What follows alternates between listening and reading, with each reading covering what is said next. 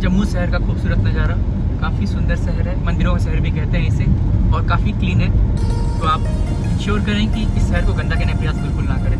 जनित में जारी। तो दोस्तों, हम बस स्टैंड से पहुंच चुके हैं होटल में, और रात को दर्शन के लिए चढ़ाई शुरू करेंगे। भैया कितनी दूर पड़ता है यहाँ से भवन? 500 मीटर यहाँ से, बस स्टैंड से 500 मीटर। और भवन की चढ़ाई यहाँ से कितनी दूर पड़ जाती है? यहाँ से किलोमीटर भवन की चढ़ाई पड़ जाती है। बस स्टैंड से यहाँ से 500 मीटर मेन गेट है जहाँ पे। अच्छा, ये बिल्कुल बीच में है। जी जी। अच्छा, और ये रेट रूम की अक्रॉस द एरिया सेम ही रहते हैं या फिर सीजन में बढ़ते हैं? तो अभी जैसे नॉर्मल सीजन है, अभी का भीड़ बहुत आ रही है? कम ही है। अभी भीड़ कम है, तो 500-600 में हमें रूम मिल जाते हैं। और जब गर्मियों के सीजन में 50-1500 रेट बढ़ जाते हैं। तो आप टूरिस्ट को बोलते हैं कि ऑफ सीजन में आने से फिर सस्ता पड़ेगा। ठीक है, थैंक यू सो मच। आप जो भी लोग वीडियो देख रहे हैं, अगर यहाँ आते हैं तो डेफिनेटली श्री साई बसेरा होटल में आएँ। यहाँ पे रूम काफ़ी क्लीन है, मैं देख चुका हूँ। मैं आपको भी एक बार रूम दिखा देता हूँ, और कमेंट में जय माता दी लिखना ना भूलें। जय माता दी। दोस्तों, ये रहा हमारा रूम। नॉन एसी है, लेकिन इसमें मैंने वाईफाई गीजर वगैरह सब दे रखा है, और 500 रुपये के हिसाब से बुरा भी नहीं है। बिल वगैरह सारी चीज़ दे रखी इन्होंने। अगर आपको एसी वाला रूम चाहिए तो ये लोग लगभग वही 600 रुपये लेते हैं। तो दोस्तों, रात के 3 बज चुके हैं और हम अपनी जर्नी शुरू करने वाले हैं। यहाँ ऑटो आपको मिलती रहती है, तो मुझे एक भैया मिल गए हैं जो मुझे होटल से बाणगंगा स्टॉप तक पहुँचा देंगे। लगभग 100 से 150 रुपये में किराया होता है, मुझे 100 रुपये मान गए हैं ये। तो चलिए जर्नी शुरू करते हैं। जय माता दी। तो दोस्तों, हम पहुँच चुके हैं बाणगंगा स्टॉप। वैष्णो देवी यात्रा में 5 स्टॉप होंगे। शुरू करेंगे बाणगंगा से, फिर आएगा चरण पादुका मंदिर, और उसके बाद हमारे को जाना है अर्धकुमारी। अर्धकुमारी के बाद हम माता जी के दर्शन करने जाएंगे सीधे भवन में। भवन से लगभग 2 किलोमीटर की दूरी पे है भैरव मंदिर। उसके बाद हमारी यात्रा पूरी होगी। तो चलिए बाणगंगा स्टॉप से शुरू करते हैं। बाणगंगा स्टॉप पे आपको अपना बैग चेक करवाना है, स्कैन होगा बैग आपका, और उसके बाद हम आगे बढ़ेंगे जहाँ पर आपको अपनी यात्रा पर्ची दिखानी है, तब आपकी यात्रा शुरू होगी। हाँ, तो हम हैं नंदी मसाज सेंटर पर। अगर आपको यात्रा से आते समय अगर थकान हो जाती है तो आप यहाँ के अपना मसाज करवा सकते हैं। 50 रुपीज़, जस्ट 50 रुपीज़ हैं। 15 में। भैया आपका नाम क्या होगा? मैं नाम सुरेंद्र कुमार गोस्वामी। सुरेंद्र भैया हमारे साथ हैं। तो आप अगर थक जाते जरूर इनकी शॉप पे आइए। जस्ट 50 रुपीज़ का मसाज होता है। हमने तो अभी अपनी यात्रा शुरू करी है, तो आते समय देखते हैं माता रानी कैसा व्यवस्था करती है हमारे लिए। अच्छा करेगी माता रानी, जो भी करेगी अच्छा करेगी। और भैया जी ने हमारे लिए पट्टी बांधी माथे पे, जय माता दी की। जय माता दी। तो प्रेम से बोलो जय माता दी। जय माता दी। बाणगंगा घाट का नज़ारा ऊपर से चलते हुए, थोड़ी सी आगे बाणगंगा मंदिर भी है, और तीसरी इसका लंगर भी यहीं आसपास ही होता है, तो आप वहाँ पर भी भोजन कर सकते हैं। तो दोस्तों, हम अपनी मंजिल की तरफ बढ़ चुके हैं। लगभग 15 मिनट होते चुके हैं हमें चलते हुए, और पहला मंदिर जो पड़ता है वो है बाणगंगा मंदिर। आप देख सकते हैं हमने चढ़ाई शुरू की है, अभी बस 40 मिनट ही हुआ है और थकान होने लग गई है। शायद चलने की आदत छूट गई है। आपको ऑप्शन अवेलेबल है, चाहे तो घोड़े खच्चर आदि ले सकते हैं। खच्चर मैं इसलिए नहीं ले रहा हूँ, जो संसार की बिगड़ी बनाने वाली भगवती हैं, उनके लिए एक छूटी हुई आदत को बनाना कौन सी बड़ी बात है। तो कोशिश करते हैं कि माता जी की कृपा से हम पैदल ऊपर चढ़ जाएं। मैं आपको बता रहा था चरण पादुका मंदिर के बारे में। तो इसका इतिहास ऐसा है कि जब माता जी बाल स्वरूपा होकर भैरव से हाथ छुड़ाकर भागी हैं, भैरव बाबा से, श्रीधर पंडित के भंडारे से, तो उनको ढूंढते हुए भैरव बाबा पहुँचे हैं। पीछे पीछे पहुँच जाते हैं इस त्रिकुट पर्वत पे। माता जी ने आदेश दिया है श्री वीर बजरंगी को कि हे बजरंग, जब तक मैं आदेश ना दूँ तब तक भैरव को रोके रहो। और वहाँ पे बजरंगी कहते हैं माता से कि हे माता, मुझे बहुत प्यास लगी, मैं थक गया हूँ।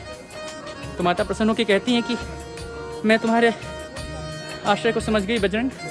तुम चाहते हो कि कभी भविष्य में यदि कोई भक्त यहाँ आता है तो उसे यदि थकान हो जाए तो अपनी थकान को बुझाने के लिए उसे जल की आवश्यकता होगी।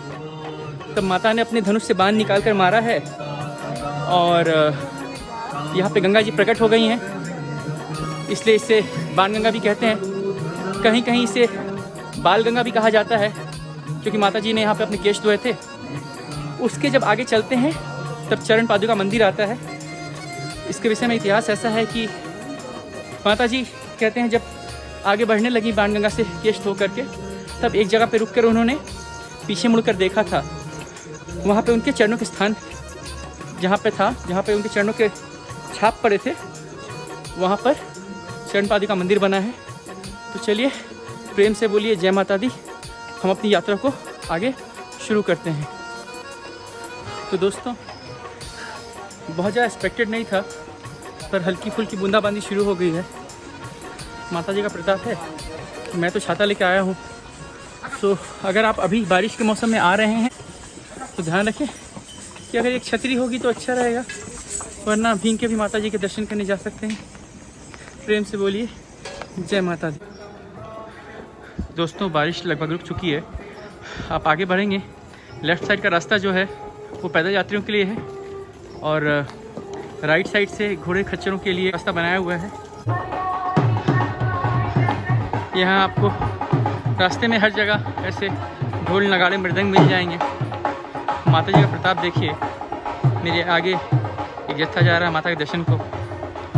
एक बाबा हैं, उम्र भी ज़्यादा होगी, किंतु भगवती का प्रताप है कि जब बुलावा भेजती हैं तो सभी लोग उनके दर्शनों के लिए खींचे चले आते हैं, क्या बच्चे, क्या बूढ़े और क्या जवान। सो एक बार जोर से माता रानी का जयकारा लगाते हैं। जयकारा शेरावाली का, बोल सच्चे दरबार की जय।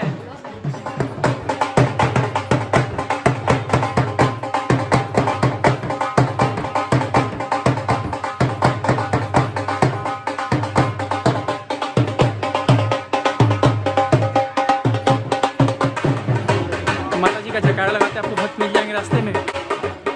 कोशिश करें,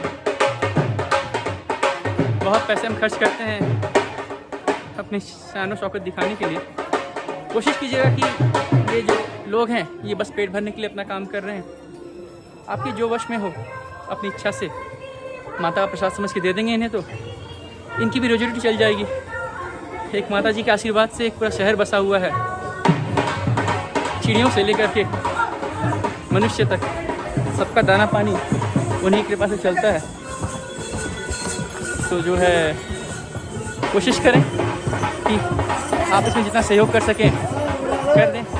बाकी तो भगवती की इच्छा के बिना पत्ता भी नहीं हिलता है। और यहाँ पे आज कुछ खच्चर वाले गलत जगह गुजारे, लेफ़्ट साइड पैदल यात्रियों के लिए होती है। तो मैं विश्वास से कैमरा बंद कर देता हूँ और आगे बढ़ते हैं। मंदिर के अंदर वीडियो शूटिंग अलाउड नहीं है, तो आपको मैं मंदिर के अंदर दर्शन नहीं करा पाऊँगा।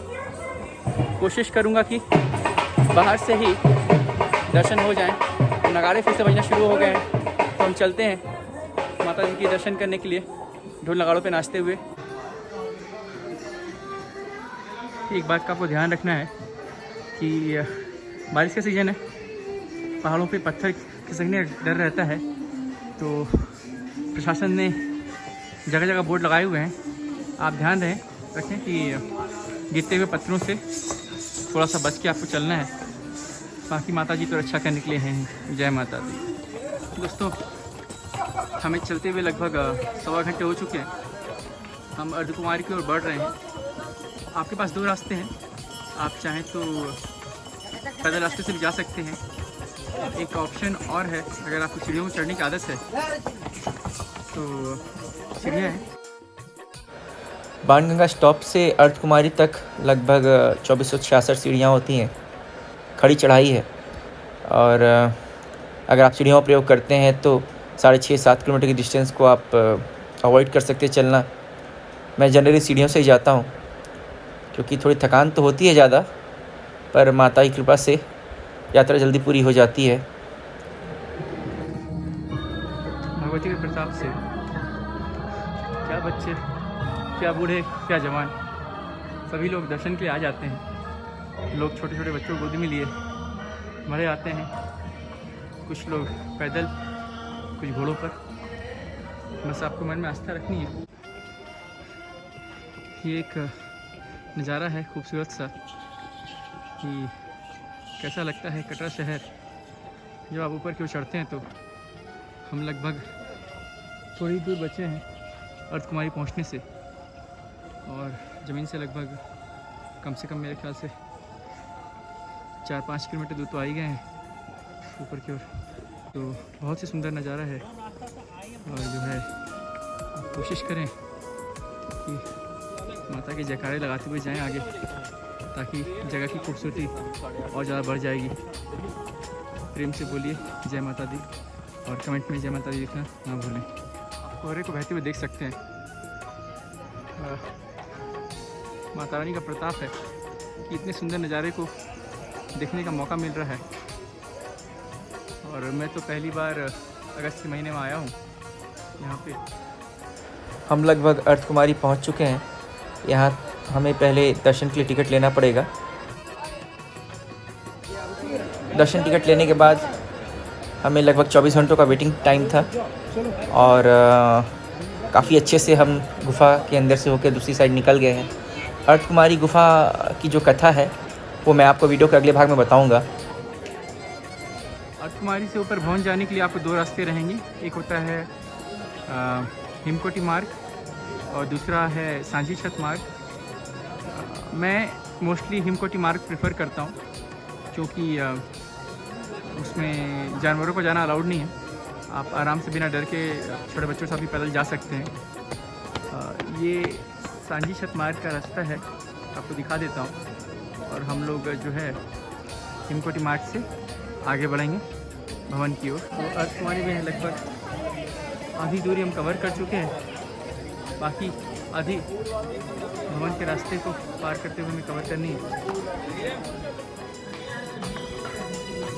प्रेम से बोलो, सारे बोलो, मिलके बोलो, जोर से बोलो, शेरा वाली, मेरा वाली, जोता वाली, जयकारा शेरा वाली का, बोल सच्चे दरबार की जय।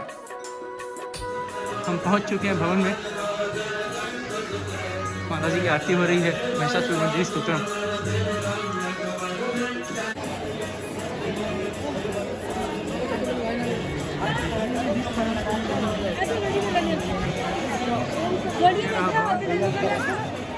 दोस्तों, इस पॉइंट से आगे कैमरा अलाउड नहीं है, तो मोबाइल मुझे डिपॉजिट करना पड़ेगा।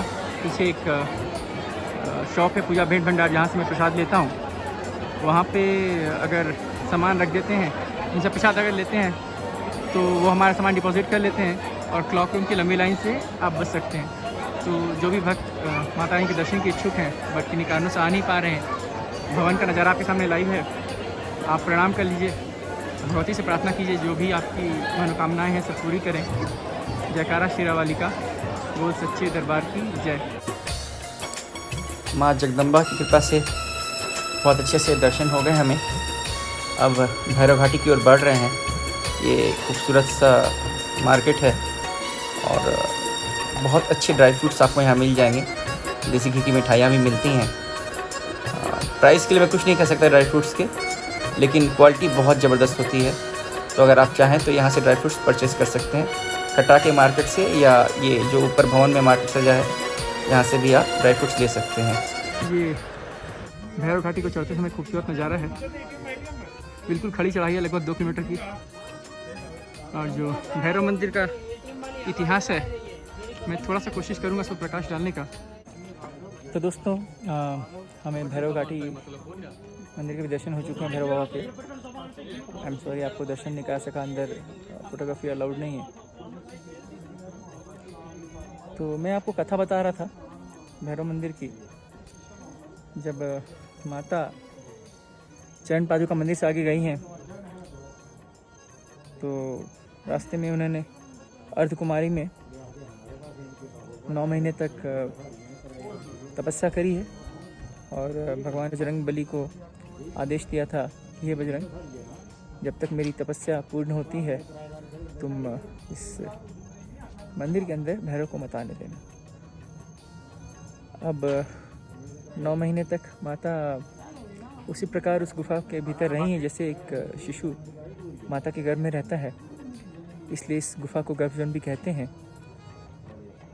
ऐसी मान्यता है कि जो भी साधक माता के दर्शन के लिए आए और गर्भ जो गुफा के भीतर से होकर गुजर जाए, उसे इस जन्मों के फेरे से मुक्ति मिल जाती है। वो जीवन मरण के चक्रव्यूह से आज़ाद हो जाता है। तो कोशिश करें कि यदि माता के दर्शनों के लिए आएँ तो आप अर्धकुमारी में गर्भजोन गुफा के भीतर से होकर दूसरी साइड निकलें और फिर जब माता ने 9 महीने की तपस्या कर ली है तब आगे जाती हैं माता, बाहर निकलती हैं और फिर भैरव बाबा के साथ उनका युद्ध होता है। माता जी ने अपने त्रिशूल से भैरव बाबा पर प्रहार किया था और उनका जो मस्तक है माता के भवन से लगभग 2 किलोमीटर दूर, या आप कह सकते हैं 1.9 किलोमीटर दूर जाके पर्वत के ऊपर गिरा है। तो भैरव बाबा कहते हैं मस्तक कट जाने के बाद कि हे माता, मैं तो आपके सच्चे स्वरूप को पहचान गया था और जो है मैं ये नहीं चाहता हूँ कि संसार मुझे पापी के नाम से जाने। अब माता का हृदय तो विशाल होता है, आप सबको पता ही है, करुणामयी माँ है भगवती। तो उन्होंने भैरव बाबा से कहा, ठीक है भैरव, ये संसार तुम्हें पाप रूप से नहीं जानेगा। जो भी भक्त मेरे दर्शनों के लिए आएंगे, मेरे दर्शन के पश्चात जब तक वे तुम्हारा दर्शन नहीं करेंगे तब तक मैं उनके दर्शनों को स्वीकार नहीं करूँगी। तो इस प्रकार जो है, आप जब भी माता के दर्शनों के लिए आएँ तो भैरव मंदिर में दर्शन करना ना भूलें और उसके बाद फिर इन 5 स्थानों का दर्शन पूरा हो जाता है। एक और खूबसूरत नज़ारा भैरव घाटी से उतरते हुए। दोस्तों, पहले तो मैं आपसे माफ़ी मांगना चाहूँगा कि वीडियो के अंत में मैं बिना मास्क के वीडियो में दिखाई दे रहा हूँ। एक्चुअली भैरव मंदिर से उतरते समय मेरा मास्क टूट गया था और यहाँ सांझी सीता वाले रास्ते पे कोई दुकान भी नहीं है, तो अब अर्धकुमारी पहुँच के ही मैं मास्क ले पाऊँगा। और जो है, हमारी यात्रा पूर्ण हो चुकी है। आप सभी भक्तजनों से अनुरोध है कि चैनल को सब्सक्राइब करें और कमेंट में जय माता दी लिखना ना भूलें। दोस्तों, हम नीचे उतर चुके हैं, अब जो है बस स्टैंड की ओर आगे बढ़ रहे हैं। कटरा मार्केट का एक छोटा सा नज़ारा जो फेमस है अपने स्ट्रीट फूड के लिए, छोले कुलचे, घी की बनी मिठाइयाँ और गोलगप्पे वगैरह काफ़ी फेमस है यहाँ पे। कपड़ों के लिए बहुत अच्छी जगह है, आप फैमिली के साथ आएंगे बहुत वाजिब दामों पे आपको कपड़े मिल जाएंगे। तो आप मार्केट का आनंद लीजिए और कमेंट में जय माता दी लिखना ना भूलें। माता रानी आपकी सभी मनोकामनाएं पूर्ण करें। जय माता दी।